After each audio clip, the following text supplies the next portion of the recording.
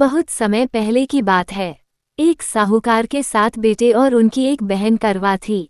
सभी 7 भाई अपनी बहन से बहुत प्यार करते थे, यहाँ तक कि वे पहले उसे खाना खिलाते और बाद में स्वयं खाते थे। एक बार उनकी बहन ससुराल से मायके आई हुई थी। शाम को भाई जब अपना व्यवसाय बंद कर घर आए तो देखा उनकी बहन बहुत व्याकुल थी।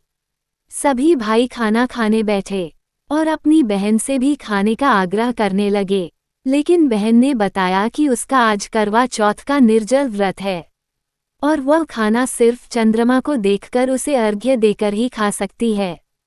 चूंकि चंद्रमा अभी तक नहीं निकला है, इसलिए वह भूख प्यास से व्याकुल हो उठी है। सबसे छोटे भाई को अपनी बहन की हालत देखी नहीं जाती और वह दूर पीपल के पेड़ पर एक दीपक जलाकर चलनी की ओट में रख देता है। दूर से देखने पर वह ऐसा प्रतीत होता है कि जैसे चतुर्थी का चांद उदित हो रहा हो। इसके बाद भाई अपनी बहन को बताता है कि चांद निकल आया है, तुम उसे अर्घ्य देने के बाद भोजन कर सकती हो।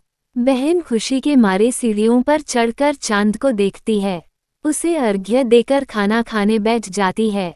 वह पहला टुकड़ा मुंह में डालती है तो उसे छींक आ जाती है, दूसरा टुकड़ा डालती है तो उसमें बाल निकल आता है और जैसे ही तीसरा टुकड़ा मुंह में डालने की कोशिश करती है तो उसके पति की मृत्यु का समाचार उसे मिलता है।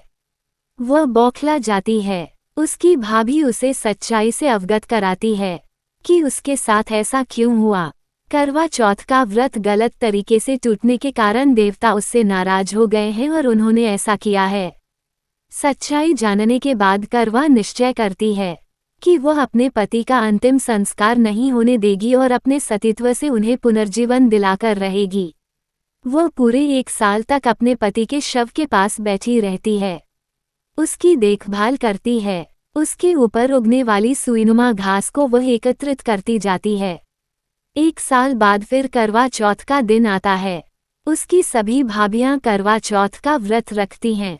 जब भाभियां उससे आशीर्वाद लेने आती हैं तो वह प्रत्येक भाभी से यम सुई ले लो, पिया सुई दे दो, मुझे भी अपनी जैसी सुहागिन बना दो, ऐसा आग्रह करती है। लेकिन हर बार भाभी उसे अगली भाभी से आग्रह करने का कह चली जाती है। इस प्रकार जब 6ठे नंबर की भाभी आती है तो करवा उससे भी यही बात दोहराती है।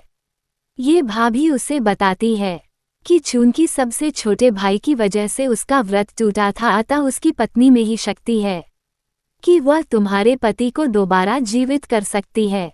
इसलिए जब वह आए तो तुम उसे पकड़ लेना और जब तक वह तुम्हारे पति को जिंदा न कर दे उसे नहीं छोड़ना। ऐसा कहकर वह चली जाती है। इस प्रकार जब 6ठे नंबर की भाभी आती है तो करवा उससे भी यही बात दोहराती है।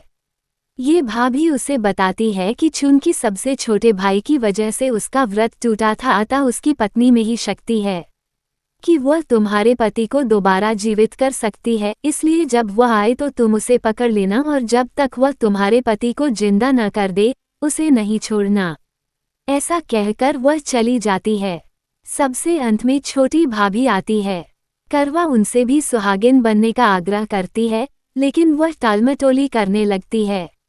इसे देख करवा उन्हें जोर से पकड़ लेती है और अपने सुहाग को जिंदा करने के लिए कहती है। भाभी उससे छुड़ाने के लिए नोचती है, खसोटती है, लेकिन करवा नहीं छोड़ती है। अंत में उसकी तपस्या को देख भाभी पसीज जाती है और अपनी छोटी अंगुली को चीरकर उसमें से अमृत उसके पति के मुंह में डाल देती है।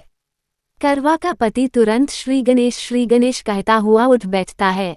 इस प्रकार प्रभु कृपा से उसकी छोटी भाभी के माध्यम से करवा को अपना सुहाग वापस मिल जाता है।